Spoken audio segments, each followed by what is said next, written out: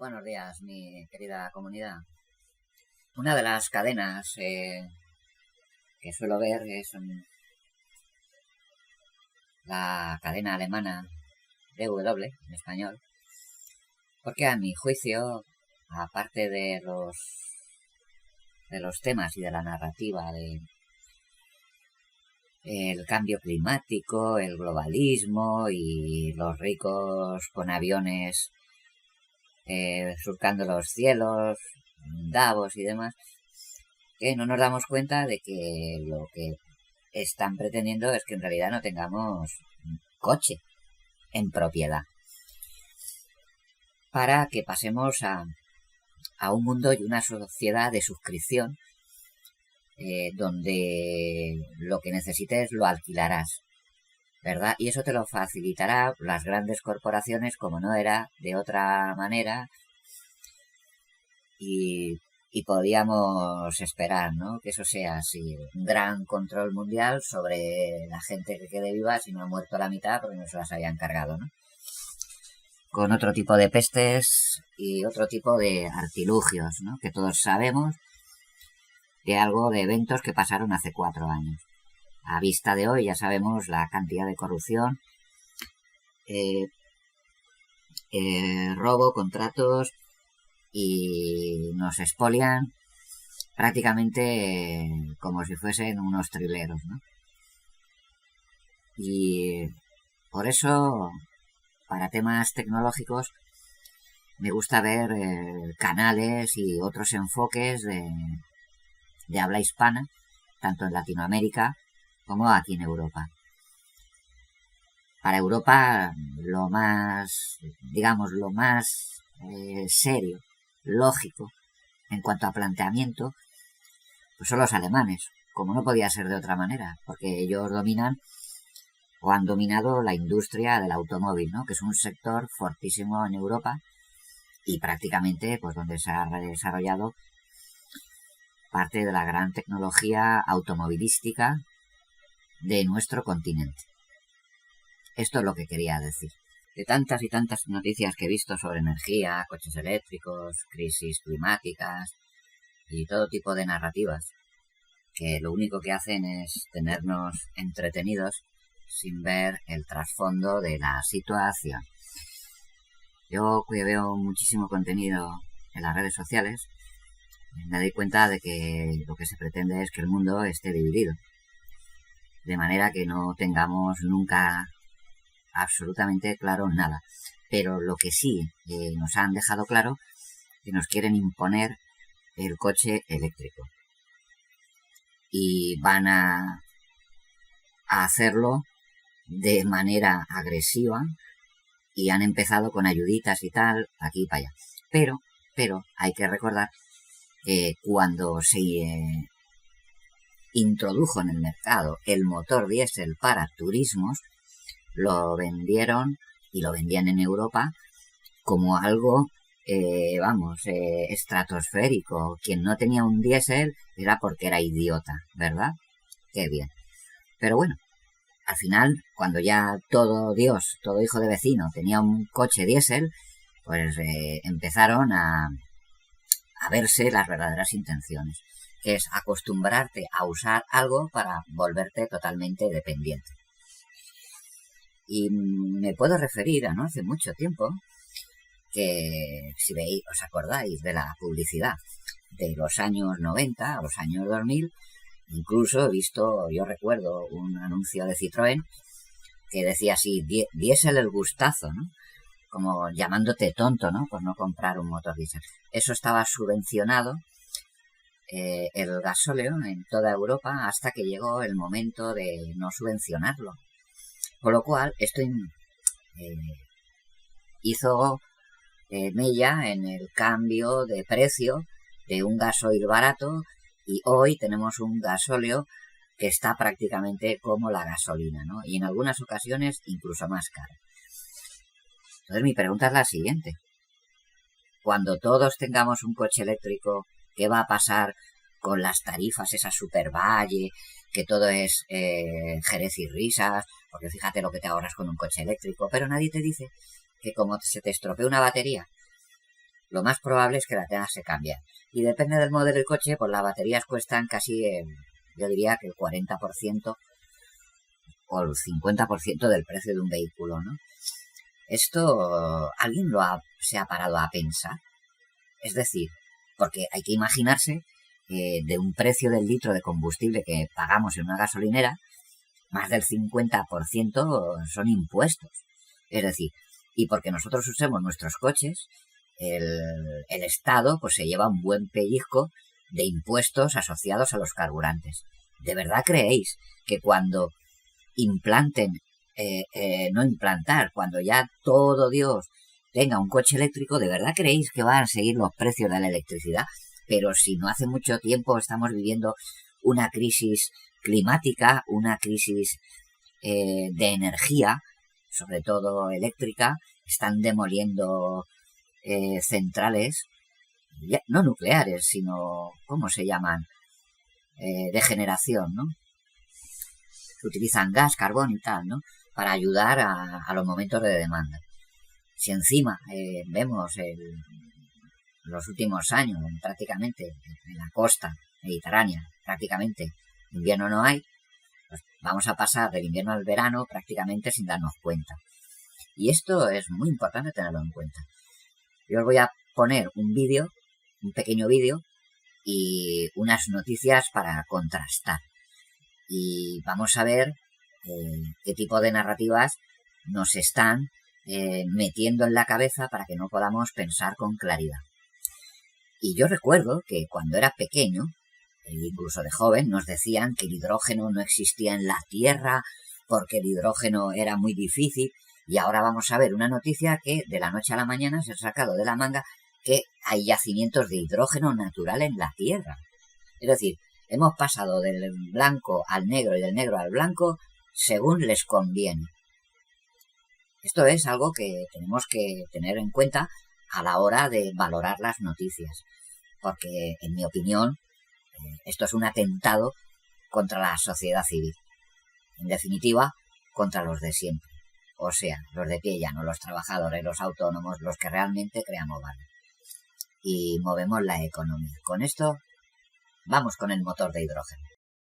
¿Podrían ser los motores a hidrógeno en camiones la solución para la neutralidad climática? El motor de hidrógeno ofrece ventajas en lo que se refiere a exigencias y a vida útil. Rinde millones de kilómetros. Eso es lo que se observa en la vida útil de los motores de combustión interna. Una reconversión muy sencilla. Al motor de combustión clásico se le cambian algunos componentes para pasar a ser de hidrógeno. La base es la de la tecnología diésel. El resultado, neutralidad climática. De este modo se evita que los viejos motores diésel deban ser reemplazados. Tan solo hay que adaptar algunas piezas. Los proveedores de las automotrices, como Mahle, están adaptando y produciendo componentes para la era del hidrógeno. La demanda ya es alta. Esto es un 7,8 Liter Dieselmotor. Esto es un motor diésel de 7,8 litros al que le hemos añadido componentes para que sea de hidrógeno. Dejamos todo como era porque sirve de base. Por eso elegimos este motor, dejándolo como estaba. Intentamos reconvertirlo para que funcione bien con hidrógeno. El hidrógeno necesita muy poca energía para que el motor encienda y carbure. Por eso necesitamos mucha tecnología que modere el proceso. El motor es sometido a pruebas. Su producción en serie está prevista para 2024. Inicialmente se utilizará en generadores para obras u hospitales. Eso aumentará a su vez la demanda de hidrógeno. También será introducido en el transporte vial. Según estimaciones del Consejo Nacional del Hidrógeno, la demanda se multiplicará por 8 hasta 2050. Para que el hidrógeno se use para circular por calles y carreteras se necesitan estaciones de servicio. Las estaciones de servicio necesitan tener suficientes clientes para ser rentables. En el caso de los autos se necesitan unos 400, algo que es difícil de conseguir porque hay muy pocos coches a hidrógeno, pero en el caso de los camiones una flota de 20 unidades es suficiente para que rinda una estación de servicio con hidrógeno. Esto es factible en el transporte regular y de carga. El precio del hidrógeno en gasolineras sigue siendo alto, pero con la ampliación de la Si tengo una máquina muy grande con motor de 300 caballos, la potencia requerida es realmente mucha. Este sería el caso de una excavadora. Se necesita tal cantidad de energía que una batería para que funcionase tanto tiempo debería ser enorme. Jeffrey Ellis, del Servicio Geológico de Estados Unidos, ha asegurado en una reunión de la Asociación Americana para el Avance de la Ciencia celebrada recientemente en Denver, que hay hasta 5,5 billones de toneladas de hidrógeno en depósitos subterráneos de todo el mundo. Esta cifra, asegura, sería suficiente para colmar las necesidades de nuestra civilización durante cientos de años. El hidrógeno es una de las grandes promesas para paliar la crisis energética y ayudarnos a reducir las emisiones de gases de efecto invernadero, pero producirlo de manera artificial genera emisiones nocivas para nuestro planeta. Sin embargo, en los últimos años, los geólogos están encontrando reservas naturales de hidrógeno por todo el mundo. Este mismo mes, se ha descubierto como la mina de cromita de Bulice, en Albania, puede producir más de 200 toneladas de hidrógeno al año. Explotar el hidrógeno que se encuentra de manera natural en nuestro planeta, el conocido como hidrógeno geológico o hidrógeno dorado, puede ser la forma más limpia y barata de conseguirlo. De ahí que, como dijo Ellis en su conferencia, se avecina una fiebre del hidrógeno dorado. Hidrógeno para siglos. Ellis lleva tiempo trabajando en un estudio, todavía pendiente de publicación, en el que desgrana sus sorprendentes resultados, aunque advierte que puede que no sea fácil acceder a este preciado gas. Es probable que la mayor parte del hidrógeno sea inaccesible, dijo Ellis en declaraciones para el Financial Times. Pero un pequeño porcentaje de recuperación seguiría abasteciendo toda la demanda prevista, 500 millones de toneladas al año, durante cientos de años. Los depósitos de hidrógeno, explica Ellis, son extraordinarios y se pueden haber generado por la interacción de ciertos minerales ricos en hierro con el agua subterránea. En algunos casos, pueden no estar en su forma pura y venir mezclado con otros gases, como el metano, del que habría que separarlo. Sin embargo, su extracción libera metano a la atmósfera. El metano es un gas de efecto invernadero 85 veces más potente que el dióxido de carbono en un periodo de 20 años. Aún así, el científico asegura que se podría argumentar que tendrá el potencial de ser significativamente más ecológico que el hidrógeno verde. Los colores del hidrógeno.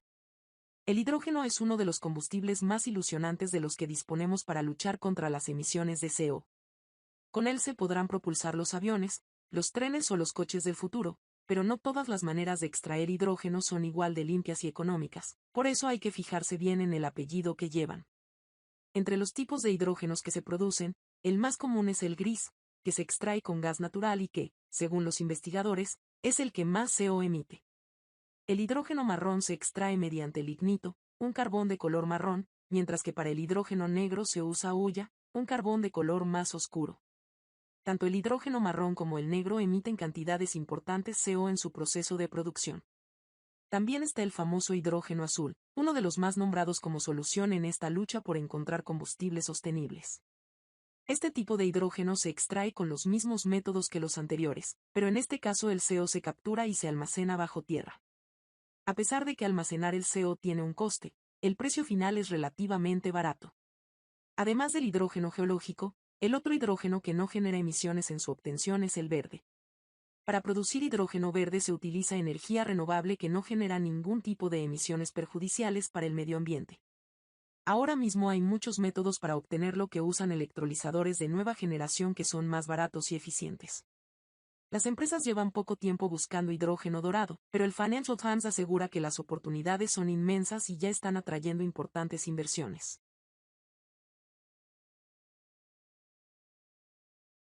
Mientras la chica nos daba la explicación del porqué del hidrógeno, en el vídeo, debajo lo que vemos no es ni más ni menos que una persona en Estados Unidos, convirtiéndose en una moto de gasolina usando el mismo motor y con unas cuantas adaptaciones, como hemos visto anteriormente. Lo que hace es quemar hidrógeno en un motor hipotéticamente que funciona con gasolina. ¿Lo que quiere decir esto?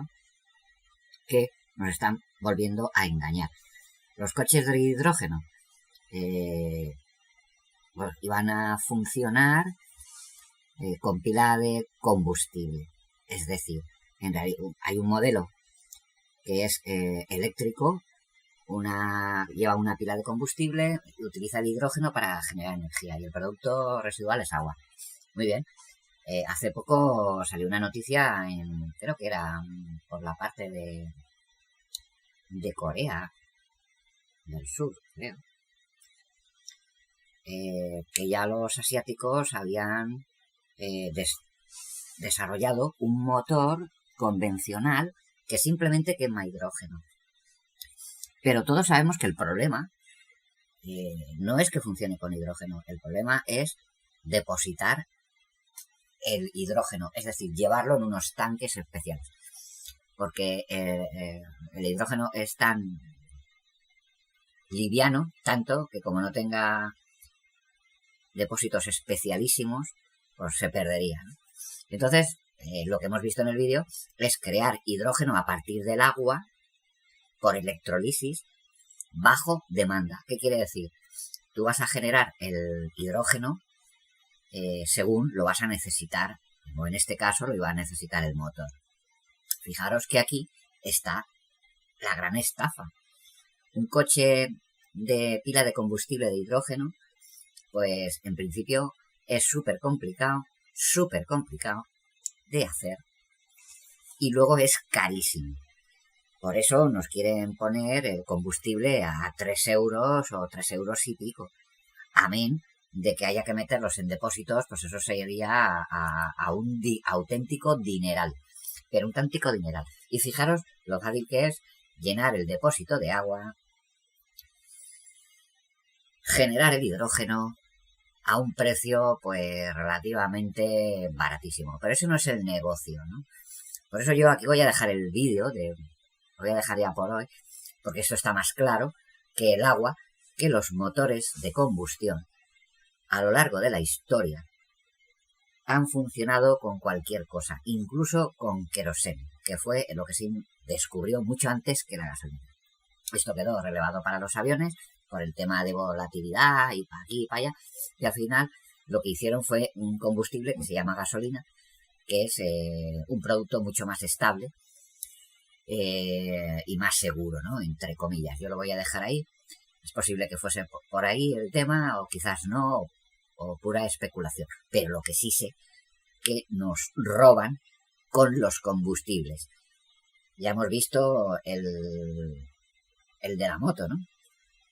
Y así os podía contar. Yo hace muchos años, antes de esta historia, yo ya había visto motores diésel que le puedes producir el hidrógeno de la misma manera que lo ha hecho la moto, y eso ayuda a bajar el consumo un montón. ¿Y por qué no lo desarrollan? Que sería algo más fácil. No, porque te quieren vender unas soluciones estrambóticas carísimas y al final lo que van a hacer es negar que las personas del común, como yo, que no tengo muchos recursos ni me sobra el dinero, y me imagino que así estamos la mayoría, no vamos a tener acceso a un coche moderno que ya previamente ya han diseñado para que sea más caro y esté fuera del alcance de la mayoría, ¿no? Y esto es un problema bastante serio, en mi opinión. Mi pregunta es, ¿a dónde nos conduce la tecnología? ¿A la movilidad? ¿A convertir el automóvil en un producto tecnológico, como es un teléfono, un ordenador? ¿Un producto caduco, con fecha de caducidad? Pues no lo sé. Si se ocurre alguna cosa que yo no sepa, os lo agradecería, me lo dejarais en los comentarios. Adiós.